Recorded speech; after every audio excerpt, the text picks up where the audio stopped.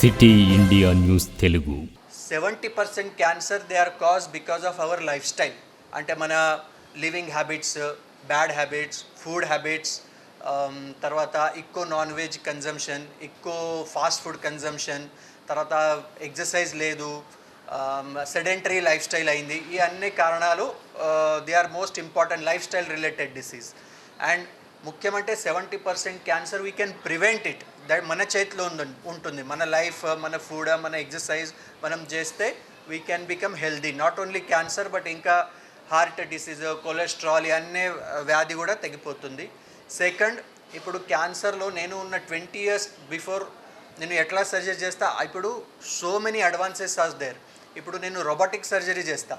అంటే ఇక్కడ కూర్చొని పేషెంట్ అక్కడ ఉంటారు టేబుల్ మీద, బట్ ఒక రోబోటిక్ ఇన్స్ట్రుమెంట్ ద్వారా మనం వీడియో గేమ్ ఎట్లా ఆడతారో అట్లా మన చేతిలో కంట్రోల్ ఉంటుంది. మొత్తం రోబోటిక్ సర్జరీ, కాంప్లికేటెడ్ కేసెస్, కడుపులో, ఇంటెస్టైన్లో, లేడీస్ క్యాన్సర్, ప్రోస్టేట్ క్యాన్సర్, మనం వీఆర్ డూయింగ్ రోబోటిక్ సర్జరీ. దాంట్లో ప్రిసిజన్ బాగుంటుంది, కాంప్లికేషన్స్ తక్కువ ఉన్నాయి, మన బ్లడ్ లాస్, తర్వాత early discharge, patient 3rd day discharge వెళ్ళొచ్చు, 5th day జాబ్ కూడా వెళ్ళొచ్చు. అట్లా అడ్వాన్స్ టెక్నాలజీ ఉంది. దాని తర్వాత కీమోథెరపీ, అంటే క్యాన్సర్ ఇంజెక్షన్స్. కీమోథెరపీ కూడా నార్మల్గా చాలా సైడ్ ఎఫెక్ట్స్ ఉన్నాయి. ఎందుకంటే when chemotherapy drug kill cancer cell, అదే టైంలో మన నార్మల్ సెల్స్ కూడా కొద్దిగా సైడ్ ఎఫెక్ట్ వచ్చేస్తుంది. సో ఇప్పుడు మన targeted therapy, immunotherapy, personalize medicine, next generation sequencing, ఇవన్నీ కొత్త కొత్త టెక్నిక్ ద్వారా వెరీ ప్రిసైజ్ మెడిసిన్స్ మనం ఇచ్చేసి సైడ్ ఎఫెక్ట్స్ తగ్గించేసి ఎఫెక్టివ్గా ట్రీట్మెంట్ జరుగుతుంది. And third, radiation technology. రేడియేషన్లో కూడా నార్మల్ రేడియేషన్, కోబాల్ట్ మషిన్ ద్వారా చాలా సైడ్ ఎఫెక్ట్స్ ఉన్నాయి. పక్కన ఆర్గన్స్కి ఆర్గన్ డ్యామేజ్ అయిపోతుంది. బట్ ఇప్పుడు మన దగ్గర IMRT, IGRT, MR linac therapy అన్నీ new technology. It is like laser. అంటే మనం ఎక్కడ ఇప్పుడు మిసైల్ ఉంటుంది కదా, బ్యాలిస్టిక్ మిసైల్ ఎట్లా పోతుంది, మనం ఒక పాయింట్ ఇస్తే it will hit only that లాగా ఇప్పుడు మన దగ్గర cancer technologies are new develop అవుతుంది. Capsule endoscopy, micro robots, nano robots అన్నీ ఉన్నాయి.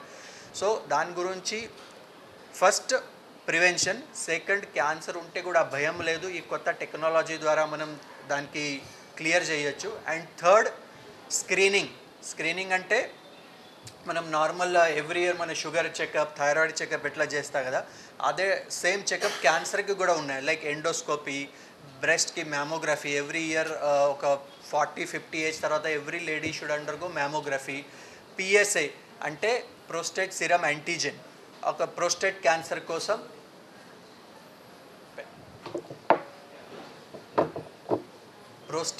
ప్రోస్టేట్ క్యాన్సర్ కోసం బ్లడ్ టెస్ట్ ఉన్నాయి. ఇంటెస్టైనల్ క్యాన్సర్ కోసం, ఓవేరియన్ క్యాన్సర్ కోసం just simple blood test. Every year మనం 50 ఏజ్ తర్వాత ఈ టెస్ట్ చేస్తే ఒకవేళ ప్రాబ్లం ఉంటే ఎర్లీగా డిటెక్ట్ అయిపోతుంది, ట్రీట్మెంట్ ఫాస్ట్గా అండ్ సక్సెస్ బాగుంటుంది. క్యాన్సర్లో 4 stages ఉన్నాయి. First, second, third, fourth. First and second stage is early stage, third is intermediate stage and fourth is advance stage. మనం ఫస్ట్, సెకండ్, థర్డ్ స్టేజ్ వరకు 70, 80, 90% వరకు మనం సక్సెస్ ఇవ్వచ్చు. Only problem is 4th stage. అంటే ఒకవేళ disease already spread అయింది అనుకోండి, bones, lung, liver, బ్రెయిన్కి స్ప్రెడ్ అయితే మనకు కొద్దిగా ప్రాబ్లం ఉండొచ్చు. But otherwise we can give good success rate to cancer. So ఇవన్నీ స్క్రీనింగ్ మోడాలిటీస్ మన ఫ్యామిలీలో, మన ఫ్రెండ్స్లో 50 ఏజ్ తర్వాత అందరికీ చెయ్యాలి. అండ్ తర్వాత ఒక బుక్ రాశాను నేను. దిస్ ఈజ్ యాక్చువల్గా నేను ఈ బుక్ కోవిడ్ టైంలో ఇంగ్లీష్లో రాశాను. ఈ పేరుంది ఐఎమ్ అన్స్టాపబుల్. అంటే ఐఎమ్ కాదు, మన పేషెంట్స్ వీఆర్ ఆల్ అన్స్టాపబుల్. దాంట్లో మనం ట్రీట్మెంట్ చేసే ఆ పేషెంట్కి వాళ్ళ లైఫ్ స్టోరీస్ ఉన్నాయి, మోటివేషనల్, ఇన్స్పిరేషనల్ స్టోరీస్. సో అదే ఒక నార్మల్గా ఏమవుతుందంటే క్యాన్సర్ వింటే భయం వస్తుంది, బట్ మన నరసింహలాగా, పేషెంట్ లాగా చాలా స్టోరీస్ ఉన్నాయి దాంట్లో. సో ఈ పేషెంట్ చెప్తే మనం ఒక ఇన్స్పిరేషన్ వస్తుంది. సెకండ్ చాప్టర్ ఈజ్ ఇవన్నీ క్యాన్సర్ ఎందుకు వస్తుంది, ఏం చేయాలి, ప్రివెన్షన్ ఎట్లా చేయాలి, తర్వాత డయట్, న్యూట్రిషన్, ఎక్సర్సైజ్, ఫిజియోథెరపీ, ఇవన్నీ దాంట్లో రాశాను.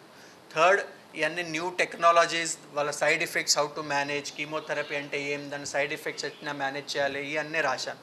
ఫోర్త్, మన ఇండియన్ సిస్టమ్ అంటే meditation, yoga, pranayam, natural therapy, art therapy, music therapy, ఇవన్నీ దాని గురించి దాంట్లో ఉంది. అండ్ ఫోర్త్ ఇంపార్టెంట్ ఈజ్ మన ఫ్రెండ్స్ రోల్ ఏమి ఉండాలి, రిలేటివ్స్ రోల్ ఏమి ఉండాలి, ఇన్సూరెన్స్ ఏం తీసుకోవాలి. ఇప్పుడు చాలామందికి తెలియదు, క్యాన్సర్ ట్రీట్మెంట్లో మన ఇన్కమ్ ట్యాక్స్లో దెర్ ఇస్ అ డిడక్షన్. అంటే తర్వాత సెకండ్ రైల్వే కన్సెషన్ ఉంది. Any cancer patient can travel from one place to other place free of cost in AC compartment with immediate ticket. Booking ఏం అవసరం లేదు. సో ఇవన్నీ మనకి తెలియదు కదా. సో ఫ్రమ్ ఇవన్నీ దాంట్లో వివరాలు దాంట్లో రాశాను. సో ఈ బుక్ ఇనీషియల్గా ఇంగ్లీష్లో రాశాను. సో ఒక పేషెంట్, మన హెల్త్ జర్నలిస్ట్ రచన గారు, she has translated in to the Telugu version. So ఈ బుక్ కూడా అమెజాన్లో అవైలబుల్ ఉంది. సో ఇవన్నీ మీరు ఇక్కడ వచ్చాను కాబట్టి ఇట్ ఈస్ నాట్ మీ, అంటే నేను ప్రతిరోజు క్యాన్సర్ ట్రీట్మెంట్ చేస్తా, వాళ్ళకి ఎక్స్ప్లెయిన్ చేస్తా. బట్ మీ మీడియా ద్వారా, audio visual media, press media, news paper media ద్వారా ఈ ఇన్ఫర్మేషన్ అన్ని చోట్ల, అన్ని ఊర్లో, రూరల్ ఏరియాలో అన్ని దగ్గర స్ప్రెడ్ అవ్వాలి. అదే మన సదిచ్ఛ. అండ్ మీ అందరికీ wishing you healthy and happy life. And ఇప్పుడు నరసింహ గారు గురించి నేను కొద్దిగా చెప్తా, then you can ask, he will tell. Narasimha garu మన ఇక్కడ జడ్చర్లలో ఉన్నారు.